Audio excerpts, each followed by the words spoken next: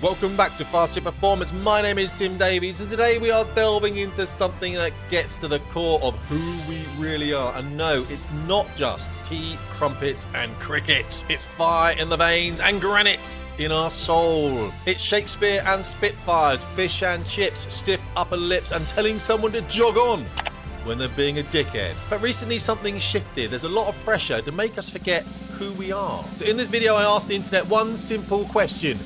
What makes you feel British? And the answers were glorious. Let's take a look. But we've got a bit of a problem. So before we start looking at what makes us British, we need to kind of look at what is happening really to that particular term. Basically, anyone coming over in a little rubber dinghy across the channel can be called British, can't they? And I don't agree with that at all. So the terms I'm going to use really are not Britishness. They're going to be English, Scottish, Welsh, or Irish. Now, I'm half English, but I'm also half Welsh. And actually, I'm an eighth German. Nein, Schnieber. I think that means Willy. I'm not too sure. So you can see our ethnicity can be relatively complicated. And so what we've done is reached out a little bit and tried to work out amongst people out there who exactly should be able to use those specific terms. Because it does seem that if we are worried about the levels of immigration coming into the UK, then we are labelled as, well, a terrorist now. It used to be far right, didn't it? But it's got a bit worse than this. So Prevent Guidance says cultural nationalism could require referral to de-radicalisation. Guys, we're all going to jail over this one, aren't we? Because we all feel the same on this channel. Listen, yesterday I was on Andrew Gold's podcast, the Heretics one that he does, and it is absolutely fantastic. But halfway through the interview, I just turned around to him and said,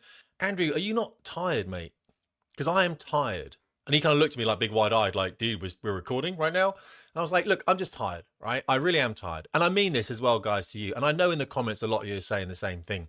This stuff has been hitting us now for a long time. And I realise why that is. We're in the demoralisation phase, aren't we? As Yuri Bezmenov would say. We are being demoralised. And it is a constant. It's globalism, isn't it? And it's about to break down our national identity.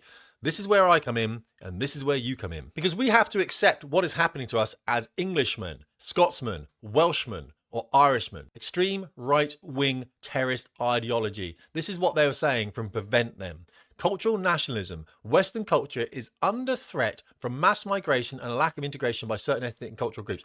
If you think that, then you're not just far right anymore, but you're literally an extreme right-wing terrorist. This is incredible for me. White ethno-nationalism. Mass migration from the non-white world and demographic change poses an existential threat to the white race and Western culture. This lends itself a little bit then to that replacement theory that we're all told is rubbish. And then white supremacism. The white race is biologically, culturally, and spiritually superior to all other races, often calling for the replacement of Western parliamentary democracy as an alternative form of government, ranging from fascist regimes to ethno-tribalism. I don't think we're there. You know what I mean? I don't think we're there. But, you know, when we're looking at superior races and things like, well, let's just have a look at the rest of the video, shall we? I like this. This, to me, is the ideal for every man and every woman as far as I can see it. Tell me if I'm wrong in the comments, guys. Look at this. How to be a right-wing extremism in 2025. Isn't it correct? You want to start a family.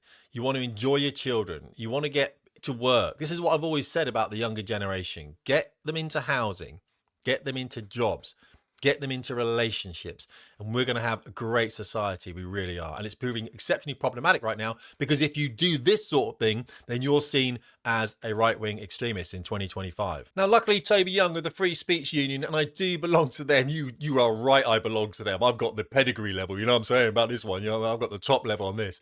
He's written to the Home Secretary, Yvette Cooper, and he's raised serious concerns about how the Prevent programme is now treating mainstream conservative views as signs of political extremism. In the training manuals then, coming out of the Home Office right now, these are read by thousands of public sector workers.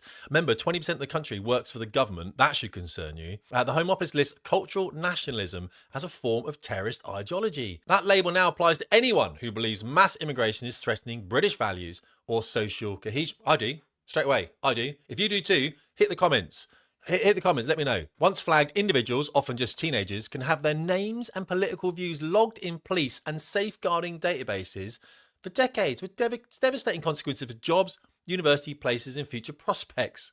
It's not funny. I'm laughing because I'm like, Bloody hell, mate. Remember there was that thing, wasn't there, where police were in a house and saying, oh, they've got some very Brexity books here, Douglas Murray's books in your house. So I'm sponsored by Ground News, and I'd normally do a big advert here, but I'm just going to show you me searching for one. Ground News tell me off all the time. They're like, Tim, just do an advert in the middle of your videos. We're paying you money to do this. And I'm like, yeah, but I've got my audience, bro, innit? You know what I'm saying? And we're like, we're connected. So what I'm going to do on top of here then, guys, Ground News, it's an offer, 40% off. It's a great deal. Please get it, else I won't sponsor me anymore. And then my wife and my animals will starve, and before you know it, I'm in a world of pain. So let's see how far this goes then. So Ground News, this was whacking an article about white children, minority schools. I've just done that for you. So white British children are now minority in 1 of 4 schools. Let's click on that.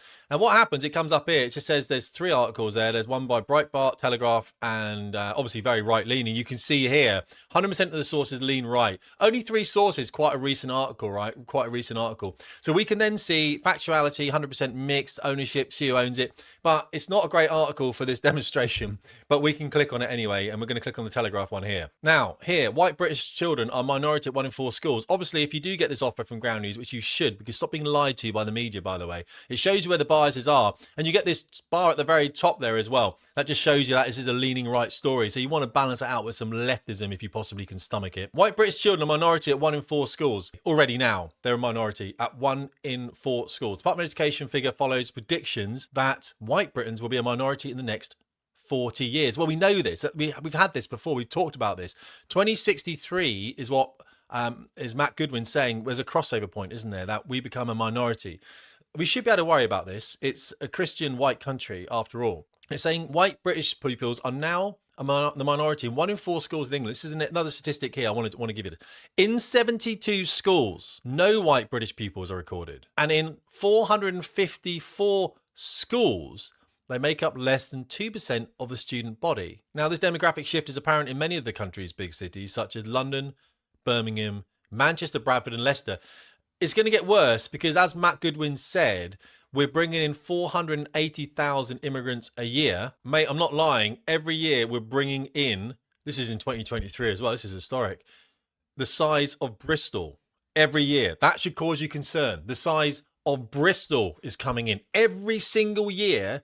We've got another city called like Bristol size that's being made. And can we just point out how big Bristol is? I went to university in Bristol. It's nuff big. It's nuff big. Look at that. Look at size. Every year that's coming into the UK every year, the size of Bristol. And just to remind you that I do say Islam has no place in the West. This is a tube station in London. This kind of behaviour has just become normalised, isn't it? Young lady just eating a wrap, whatever. What is going on here? I mean, it's the numbers. This is the problem. Look at this. This is the disrespect here. This is an employee at McDonald's. And of course, attacking numbers, don't they? Attacking crowd. What is going on? Why is this acceptable? All those people need custodial sentences. Leicester, mate. Call to prayer. Is this English? Is this British? I'd be snipping those wires. And again, it's his inability. We're going to talk about what it means to be British now. This is not called a queue, by the way, just in case you're wondering what a queue is. This is not a queue.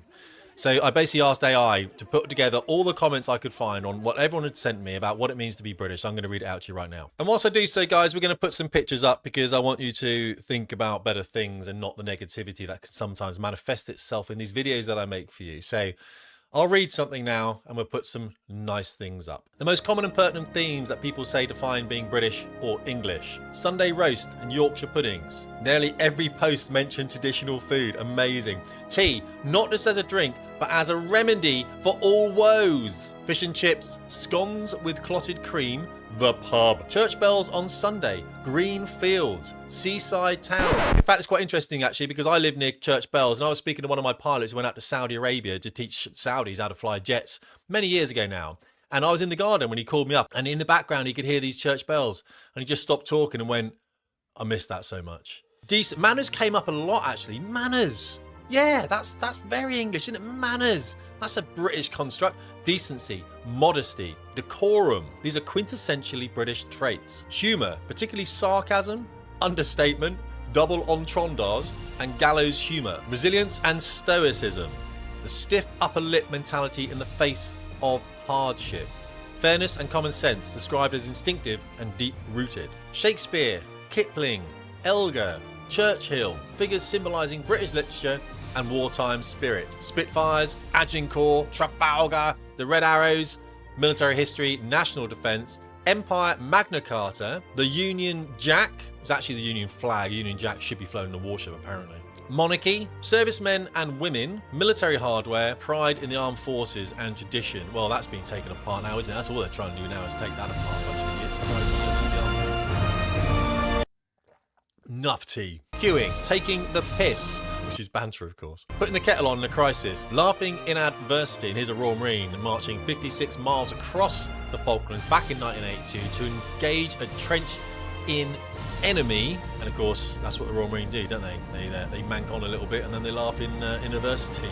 Bad lads. So I hope we've covered then what it means to be British, or specifically English, Welsh, Scottish, or Irish. Really, we know British is an export variant term. Let me know what you think in the comments if you have something different from what I've just said. And guys, we are getting tired, all right? But listen, stiff up a lip, a furry one, albeit, okay? Stiff up a lip. Try and get that. Try and remember who you are, all right? Don't be dickheads. Till next time, Tim Davies, Fast Ship Performance.